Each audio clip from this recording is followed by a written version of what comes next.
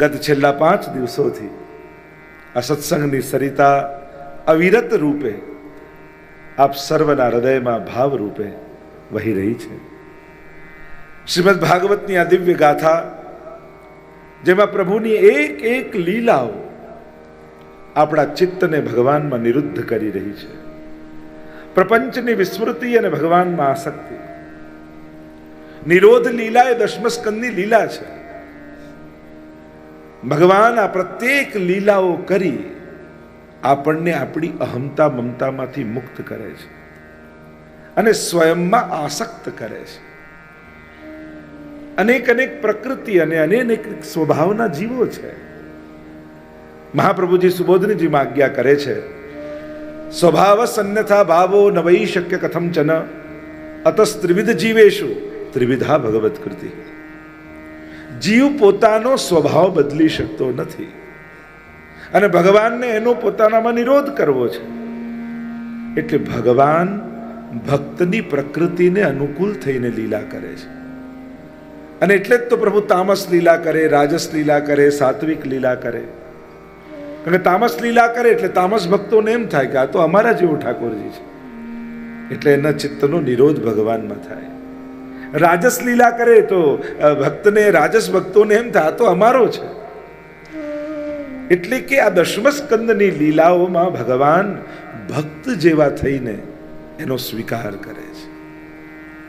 જીવ ઉપર ઉઠી શકતો નથી તો ભગવાન નીચે આવીને હાથ પકડે છે. અર્થ સકળ તેનો સીધો, લીલા માહે તાણીને લીધો. બભૂવ પ્રાકૃત શિશુ, એમ દશમ સ્કંદના પ્રારંભમાં જ કહ્યું. પ્રાકૃત શિશુ કહ્યું એટલે એમ થાય શું સાધારણ પ્રાકૃત શિશુ છે? ના, ભક્તની પ્રકૃતિને અનુકૂળ થઈને જે લીલા કરશે એવો ભગવાન અહીંયા છે. એટલે કે દશમ સ્કંદમાં આ કૃષ્ણ પરમાત્મા આપણને દૂર નથી લાગતા આપણાથી. પરમાત્માની વિશેષતા જ કૃષ્ણની એ છે કે બ્રહ્મ, ઈશ્વર, પરમાત્મા એવા મોટા મોટા શબ્દ ને નામો સાંભળીએ ને તો આપણને એમ લાગે કે તો ઈશ્વર તો ક્યાંય હશે, પરમાત્મા અને બ્રહ્મ તો આપણાથી બહુ દૂર હશે. પણ એ જ બ્રહ્મ કૃષ્ણ બનીને આવે તો એને ખોળામાં લઈ લેવાની ઈચ્છા થાય. એ જ કૃષ્ણ બનીને જ્યારે આવે એની જોડે રાસ ખેલવાની ઈચ્છા થાય. એ જ કૃષ્ણ બનીને આવે તો એને ખોળામાં બેસાડીને માખણ આરોગાવાની ઈચ્છા થાય. જે આપણો લાગે એ કૃષ્ણ છે. અને આ જ બ્રહ્મનું સર્વોત્તમ રૂપ છે. ઈશ્વરનું સર્વોત્તમ રૂપ કયું કે જે ભક્તને સુલભ લાગવા માંડે એ જ ભગવાન સર્વોત્તમ છે. જો ભક્તથી દૂર લાગે, ભક્તની મર્યાદાઓ અને એની સીમાઓથી પાર લાગે તો એ બ્રહ્મને પામવો કેટલો અઘરો થઈ જાય. એ આપણા માટે તો સુંદર સુંદર સ્વરૂપ ધારણ કરે છે, જેથી આપણે મન પરોવવું ન પડે. એ એવો સુંદર બનીને આવે કે આપણું મન સહજ એનામાં લાગી જાય. એ સ્વભાવ એવો ધારણ કરીને આવે કે આપણને લાગે કે દુનિયામાં આપણને સૌથી વધારે કોઈ પ્રેમ કરનારો હોય તો મારો ઠાકોરજી છે. પ્રભુ આવા થઈને આપણા સુધી પહોંચે છે. પ્રેમાસ્પદ બની અને ભગવાન પ્રેમીની સામે આવીને ઉભા રહે છે. અને પ્રભુ એવો છે ને કે એની પાસે આપણે એને પ્રેમ આપવો પડે કે મન લગાડવું પડે એવો નથી. એ તો મનોહર બનીને આવે છે. આપણા મનને હરી લે એવો થઈને ઠાકોરજી આવે છે. આ જ પરમાત્માની વિશેષતા છે. એટલે જ તમે વ્રજની પ્રત્યેક લીલાઓના ગઈકાલે જ્યારે દર્શન કરી રહ્યા હતા, જ્યારથી બ્રજમાં પ્રભુ પધાર્યા અને પછી તો માખણ ચોરી આદિ લીલાઓના બધા જ લીલાઓના આપણે દર્શન કર્યા. 3 કાર્યની મેં વાત કરી: દેવોનું દમન, અસુરોનું મર્દન અને ભક્તોનો નિરોધ. આ 3 કાર્ય પરમાત્માએ કર્યા છે. ભગવાન મળતા કેમ નથી એનું એક જ કારણ છે કે આપણને એમના વગર ચાલી જાય છે. જે દિવસે એમ થશે ને કે તમારા વગર હવે નહીં રહેવાય, એ દિવસે એ આપણી સામે પ્રગટ થઈ જશે. જે દિવસે ભક્તને ભગવાન વગર નહીં ચાલે ને એ જ ક્ષણે જ્યારે ભક્તને એમ થાય કે પ્રભુ હવે આપની પાસે કાંઈ નથી જોઈતું, મારે તો આપની જરૂર છે, એ જ દિવસે ઠાકોરજી પણ કહેશે મને પણ હવે તારી પાસે કાંઈ નથી જોઈતું, મને તારી જરૂર છે. અને જ્યારે વસ્તુ અને વ્યવસ્થા ગૌણ બની જાય અને વ્યક્તિઓ મહત્વના બની જાય ને, ત્યારે જ સાચા પ્રેમની શરૂઆત થતી હોય છે. વ્યવહાર જે દિવસે ગૌણ બની જાય અને પ્રેમ પ્રધાન બની જાય, એ દિવસથી સાચા પ્રેમનો પ્રારંભ થતો હોય છે. અને ભક્તિનો પ્રારંભ પણ ત્યારે જ થાય છે જ્યારે ભગવાનનો ભક્ત પ્રત્યેનો વ્યવહાર અને ભક્તનો ભગવાન પ્રત્યેનો વ્યવહાર ગૌણ થઈ જાય. એટલે જ પુષ્ટિ ભક્તિ એટલે સામર્થ્યની ભક્તિ નહીં, સ્વરૂપની ભક્તિ. જ્યાં સ્વરૂપ નિષ્ઠા હોય એ જ પુષ્ટિ ભક્તિ છે. જ્યાં સ્વરૂપાસક્તિ હોય એ જ પુષ્ટિ ભક્તિ છે. કારણ સામર્થ્ય જોઈને ભક્તિ થાય તો જે દિવસે ભગવાનનું સામર્થ્ય દેખાશે, આપણા મનોરથોને પૂરા કરે, આપણી ઈચ્છાઓને પૂરી કરે, પોતાનું સામર્થ્ય બતાવે, ત્યારે તો પ્રેમ રહેશે, ત્યારે તો ભાવ રહેશે. પણ જે દિવસે એનું સામર્થ્ય નહીં દેખાય એ દિવસે એના પ્રત્યે અભાવ પણ આવી જશે. પણ જો સ્વરૂપાસક્તિ હશે ગોપીઓની જેમ, તો પછી પ્રભુ આપ વાલ કરો કે અમારો વિરોધ કરો, અમે તો આપને પ્રેમ કરીએ છીએ. આપ અમારા મનોરથોને પૂરા કરો કે આપ અમને તડપાવો, પણ અમે તો આપને ચાહીએ છીએ. કારણ કે અમને આપનાથી પ્રેમ છે, આપના સામર્થ્યથી નહીં. આપ અસમર્થ બનીને આવશો તો એટલો પ્રેમ, અને આપ સર્વસમર્થ બનીને આવશો તોય અમારા પ્રેમમાં જરાય ન્યૂન્યતા નહીં આવે. ગોવર્ધન યાગની લીલા, ગિરિરાજ ધારણની લીલા પ્રભુના સામર્થ્યના દર્શનની લીલા છે. ટચલી આંગળીમાં ધારણ કરે, પણ ભક્તોનો ભાવ કેવો! આપણે પ્રશંસા કરી કે પ્રભુ કેટલા સમર્થ, પોતાના વામ ભુજાની કનિષ્ઠા ઉપર ગિરિરાજજીને ધારણ કરી લે. અને યશોદાજીને ગોપીઓ દૂર ઉભા ઉભા વિચાર કરે, મારા પ્રભુનો હસ્ત કેટલો દુખતો હશે, 7 દિવસથી ધારણ કરી રહ્યા છે, હમણાં ગિરિરાજજી મૂકે તો લાવો એમનો હાથ દબાવી દો. એમને સુકોમલતાનો વિચાર આવે. આજ ભક્તનો ભાવ છે.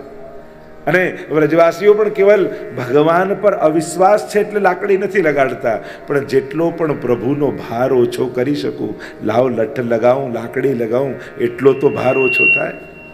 આ તત્સુખનો ભાવ છે. એટલે ગઈકાલે ગોવર્ધન યાગની કથા છે. પ્રભુએ કહ્યું કે પ્રગટ દેવ તો ગિરિરાજજી છે, અમારો દેવ ગોવર્ધન રાનો. એટલે જ એ જ ગિરિરાજજી ઘરમાં બિરાજતા હોય તો આપણે સેવા કરીએ, પણ એ જ ગિરિરાજજી બ્રજમાં હોય તો ત્યાં પૂજા કરીએ.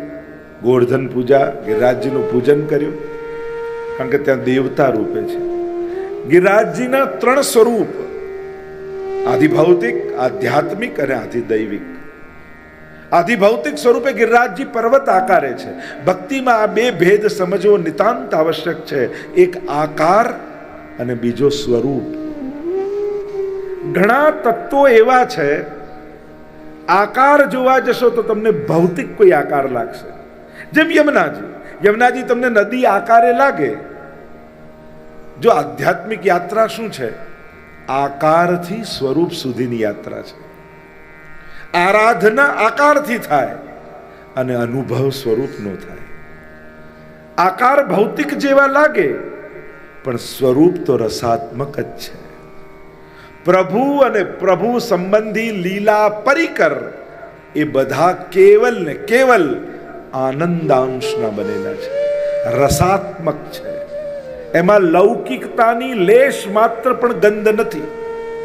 इसलिए कभी भी प्रभु और प्रभु संबंधी लीला परिकर को कभी भी लौकिक दृष्टि से मत देखो. उसमें लेश मात्र भी लौकिकता का स्पर्श नहीं है. वो केवल और केवल आनंदांश है, रसो वैश है, रसरूप है, भगवद रूप ही है. भगवान और भगवान संबंधी लीला परिकर बनने ने प्रभु जेवा ज मानवा, प्रभु रूप ज मानवा. એટલે આકાર અને સ્વરૂપ. યમુનાજી નદી આકારે છે, પણ એનું સ્વરૂપ શું છે? નમત કૃષ્ણ તુર્ય પ્રિયામ, प्रभु की चतुर्थ प्रिया है. गिरिराज जी पर्वत आकारे छे, પણ ગિરિરાજજીનું સ્વરૂપ શું છે? હંતાય બદ્રિર્બલા હરિદાસ વર્ય, हरिदास वर्य परम भगवदीय।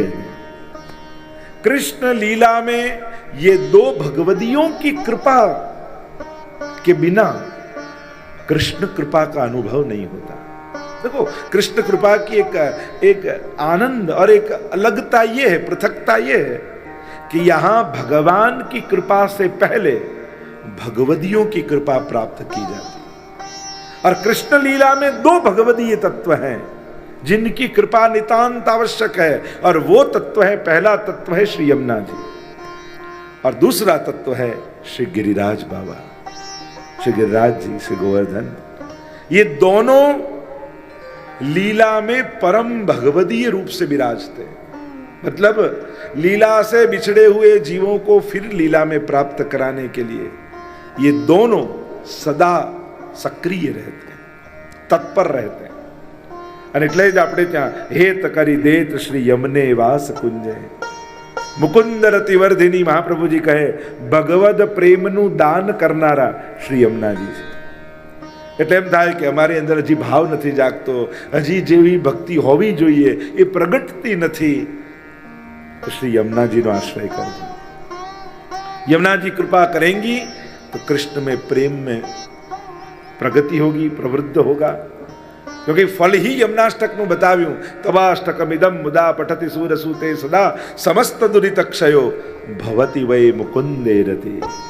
પ્રભુમાં પરમ પ્રેમની પ્રગટીકરણ થાય. એ જ રીતે શ્રી ગિરિરાજ બાબા પણ ભગવત પ્રેમનું દાન કરનારા છે. પેલું દ્રવીભૂત સ્વરૂપ છે, આ ઘનીભૂત સ્વરૂપ છે. બંનેની વિશેષ મહત્તા આપણે ત્યાં કહી છે. એટલે આકારથી નદી આકારે, એમ ગિરિરાજ બાબા પર્વત આકારે છે પણ પર્વત નથી. દેખો, ભગવત બુદ્ધિ સ્થાપિત કરની નિતાંત આવશ્યક છે. આપણે ત્યાં દરેકના ત્રણ રૂપ બતાવ્યા, આદિ ભૌતિક, આધ્યાત્મિક અને આધિદૈવિક. ગિરિરાજજી પર્વત આકારે દેખાય એ એમનું ભૌતિક સ્વરૂપ કહેવાય. એ સાક્ષાત શૈલોસ્મી કહી પ્રભુ રૂપે પ્રગટ થયા, એ આમનું આધ્યાત્મિક સ્વરૂપ કહેવાય. સીધી સાદી ભાષામાં સમજાવું, આંખે જે દેખાય એમનું ભૌતિક સ્વરૂપ, બુદ્ધિ જેનું મહાત્મ્ય સમજે એ આધ્યાત્મિક સ્વરૂપ, અને હૃદય જેના રસનો અનુભવ કરે એ આધિદૈવિક સ્વરૂપ. તો ગિરિરાજજી પર્વત એ ભૌતિક, પ્રભુ રૂપ એ આધ્યાત્મિક, અને ભગવદીય રૂપ એ આધિદૈવિક સ્વરૂપ કહેવાય. અને ત્રણ સ્વરૂપ, ત્રણ દ્રષ્ટિ આપણે ત્યાં કહી છે. અને એ ભાવ જ્યારે આપણા હૃદયમાં પ્રગટે ત્યારે એનો અનુભવ એ સ્વરૂપ આપણને કરાવે. ગિરિરાજ બાબાની જે ચર્ચા આપણે કરી રહ્યા છીએ, એમ તો ગર્ગ સંહિતામાં ગિરિરાજ ખંડ આખો એક ભાગ આપ્યો છે કે ગિરિરાજજીનું મૂળ પ્રાગટ્ય ગોલોકધામમાં છે. સ્વામીજી જ્યારે વિનંતી કરે છે પ્રભુને કે પ્રભુ કોઈ એવું અલૌકિક સ્થાન બનાવો જ્યાં એકાંતિક વિહાર થાય, સુંદર ઝરણાઓ હોય, કંદમૂળ ઉગતા હોય, સુંદર કંદરાઓ હોય, અને જ્યાં આપણે એકાંતિક વિહાર કરી શકીએ. અને જ્યારે આવો મનોરથ સ્વામીજીએ કર્યો, એ જ સમયે પ્રભુના હૃદયમાંથી તેજ પુંજ રૂપે ગિરિરાજ બાબાનું ગોલોકધામમાં પ્રાગટ્ય થયું. પ્રભુએ હાથ મૂક્યો, 100 યોજન મોટા, 100 શિખર વાળા શ્રી ગિરિરાજજીનું પ્રાગટ્ય ગોલોકધામમાં થયું. અને ગોલોકધામમાં એમનું નામ પડ્યું શતશૃંગ, 100 શિખર. ભૂતલ પર પ્રભુ જ્યારે પધારે છે, અને પ્રભુ જ્યારે આવે છે ત્યારે સૌથી પહેલા પ્રભુનું લીલા પરિકર ભૂતલ પર આવે છે. એટલે યમુનાજી પધાર્યા. नेह कारण श्री यमुने प्रथम आई, भक्त के चित्त की वृत्ति सब जान के ताते अति आतुर जुधाई. 41 પદમાં કહીએ છે. શ્રી યમુનાજી પહેલા આવ્યા, ગિરિરાજજી પધાર્યા, વૃંદાવન આવ્યું, અને પછી પ્રભુ પધાર્યા.